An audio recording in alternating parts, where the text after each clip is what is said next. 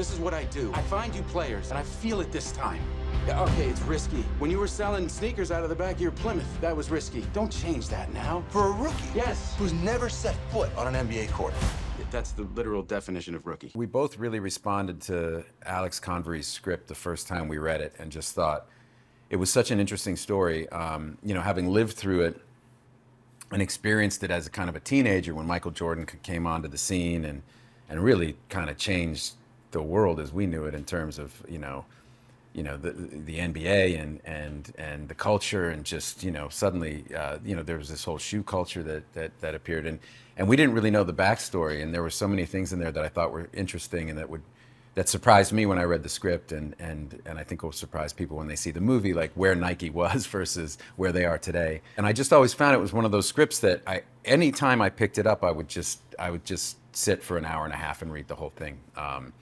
So that's always a good sign when you have a piece of material like that. And then we decided pretty quickly that it was something we wanted to do, and it would be a movie to do together. We'd never worked together as a director and actor.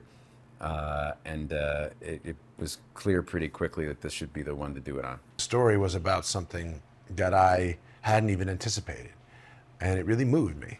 It moved me to think of being a young person and trying to make your way in the world, perhaps from a marginalized community, and feeling as though you were taking this giant leap from your high school to college to all of a sudden being thrust in front of the whole world.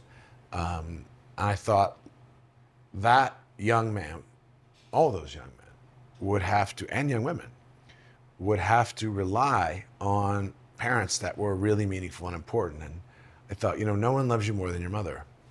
So I realized that that was really the protagonist of the story, that the hero of this story would be Deloris Jordan, and that she would be emblematic of many, many mothers who have done this kind of work and sacrifice and this kind of dedication. I see her as someone who moves through life at a different speed than everybody else.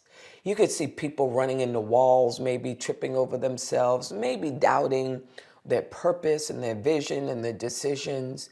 And I see Deloris walking that straight Zen path of understanding exactly who she is, exactly what her purpose is. It's one of those people who absolutely is present in their skin. I think one of the videos I saw was of her talking to someone in an interview about the importance of education. She wasn't trying to speak fast. She wasn't even trying so hard to even make the person understand them, because you could tell she was like, you're gonna understand me. And I'm speaking from a place of honesty and truth, and I'm gonna reach you, and you could turn that camera off. Even after you turn the camera off, I'm gonna continue to talk.